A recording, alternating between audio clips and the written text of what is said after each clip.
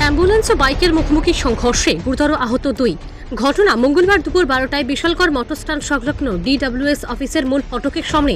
জানা যায় TR03B0814 নম্বরের একটি অ্যাম্বুলেন্স শান্তিরবাজার জেলা হাসপাতাল থেকে রোগী নিয়ে আগরতলা জিবিপি হাসপাতালে নিয়ে যাওয়ার পথে বিশালগড় মোটরস্ট্যান্ড সংলগ্ন ডিডব্লিউএস অফিসের সামনে আসতেই অপর দিক থেকে TR07A8842 নম্বরের একটি পালসার বাইক দ্রুত গতিতে বিশালগড় থেকে জাঙ্গালিয়ার উদ্দেশ্যে যাওয়ার পথে নিয়ন্ত্রণ হারিয়ে অ্যাম্বুলেন্সের সাথে সংঘর্ষ হয়।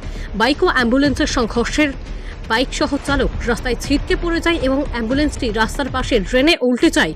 ঘটনাস্থলে আহত হয় বাইক চালক পলাশ রায়, অপরদিকে আহত হয় অ্যাম্বুলেন্সে থাকা পরিমল নম। আহত বাইক চালক পলাশ রায়, পিতার নাম ভুবনচন্দ্র রায়, বাড়ি পশ্চিম লক্ষ্মীবিল। আহত বাইক চালককে হাপানিয়া হাসপাতালে রেফার করা হয়। অপরদিকে আহত পরিমল নমকে জিবিপি হাসপাতালে রেফার করা হয়। জানা যায় আহত পরিমল নম পিতার নাম ললিত মোহন নম, বাড়ি জুলাইবাড়ি। এ নিয়ে বিস্তারিত জানান বিশালগড় মহকুমা হাসপাতালের কর্তব্যরত চিকিৎসক চান্দিনী দেববর্মা। বিশালগড় বাজার থেকে ওই সাউথের দিকে আইতে আসলো আর কি। এটা মুখোমুখি এছাড়া বাইকটা এছাড়া মারুতির মধ্যে বাড়ি দিচ্ছে, মানে অ্যাম্বুলেন্সের মধ্যে। অ্যাম্বুলেন্সের মধ্যে। কোন জায়গাতে ঘটনা?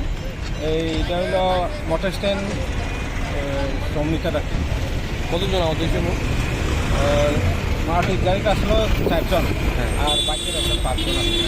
মারুতি গাড়িতে যে রুগীরা আসতো তারা মানে কীভাবে নেওয়া হয়েছে এখান থেকে? তারা থার্ড সার্ভিস এছাড়া তারা নেওয়া হয়েছে। বিশালগড় হাসপাতালে আছে। কীরকম ইনজুরি হয়েছে?